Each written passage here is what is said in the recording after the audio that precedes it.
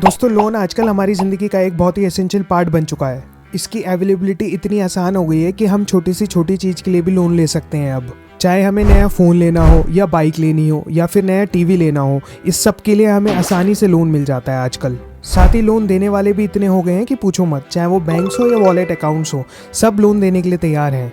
पर हम ये छोटे छोटे लोन के चक्कर में टोटल करें तो हम इतना पैसा गंवा रहे हैं कि हमें इसका अंदाज़ा ही नहीं है। हम जो पैसा अपनी लाइफ में इतनी मेहनत से कमाते हैं वो सारा पैसा हम इन लोगों को ही दे रहे हैं। इन लोन्स के चक्कर में टेंशन, स्ट्रेस इतना बढ़ गया है कि लोग आजकल सुसाइड भी कर रहे हैं। ये उधारी का जाल हमें इस तरीके से फंसा देता है कि ना ही हम फ्यूचर प्लानिंग कर पाते हैं और ना ही कोई सेविंग। तो हम अपनी ज़िंदगी में ऐसा क्या करें कि ये लोन्स हमारा नुकसान नहीं फ़ायदा करें, और साथ ही इस पूंजीवाद समाज में हम आर्थिक तौर से स्थिर हो पाएं, जिससे कि हम अपनी फैमिली और फ्यूचर को सिक्योर कर पाएं आने वाली अनएक्सपेक्टेड प्रॉब्लम से। तो दोस्तों, अगर आप अपनी मेहनत की कमाए हुए पैसों का सही इस्तेमाल करना चाहते हैं तो इस वीडियो को पूरा देखना और फैमिली और फ्रेंड्स को शेयर करना मत भूलना अगर आप चाहते हैं सोसाइटी में एक फाइनेंशियल स्टेबल लाइफ।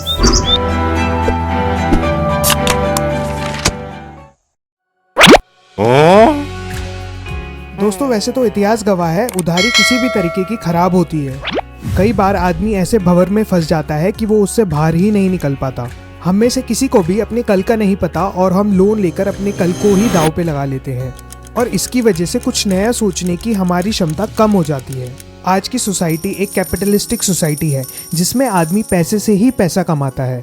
एक आम आदमी जब ऐसे लोन लेता है जिसकी उसको समझ ही नहीं होती है, वो अपनी मेहनत की कमाई इंटरेस्ट के रूप में इन्हीं को ही देता रहता है।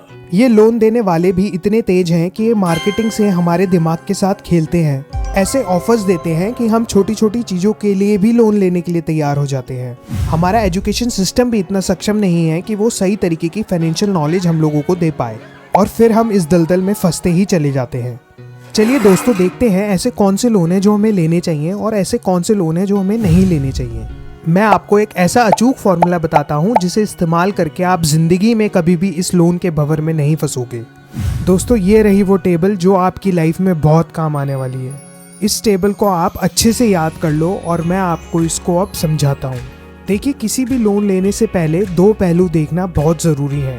पहला है आपकी रिक्वायरमेंट, क्या वो ज़रूरी है या नहीं। दूसरा है आपकी एसेट, क्या वो आपकी एसेट को बढ़ाएगा या कम करेगा।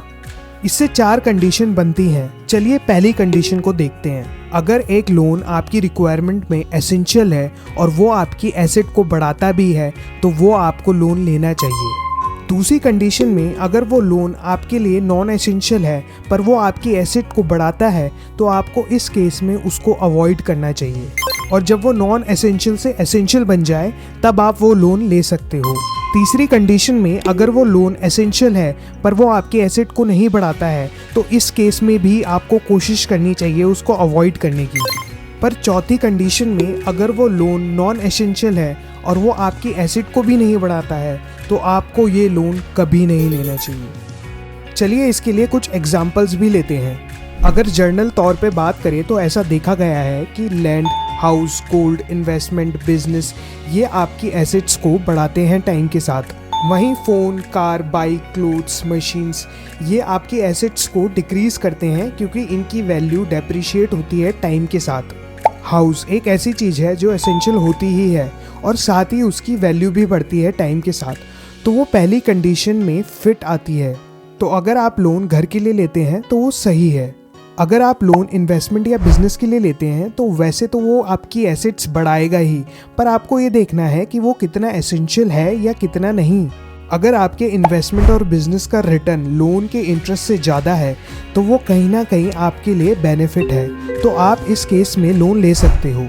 वहीं अगर आप phone, car, bike, clothes, machines, इस तरीके की चीज़ों की बात करें तो इनकी वैल्यू टाइम के साथ कम होती है। अगर आप कोई चीज़ 1 लाख रुपए की लेते हैं तो वो टाइम के साथ ज़ीरो हो जाएगी। इसलिए इन आइटम्स के लिए लोन कभी नहीं लेना चाहिए, और ये उतना ही महंगा लेना चाहिए जितनी आपकी सैलरी है उसका 1/3।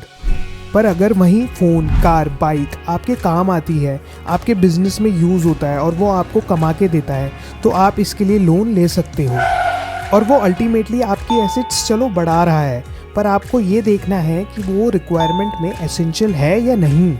तो दोस्तों, आप जब भी लोन लेने जाओ तो इस टेबल को पहले ज़रूर देख लेना।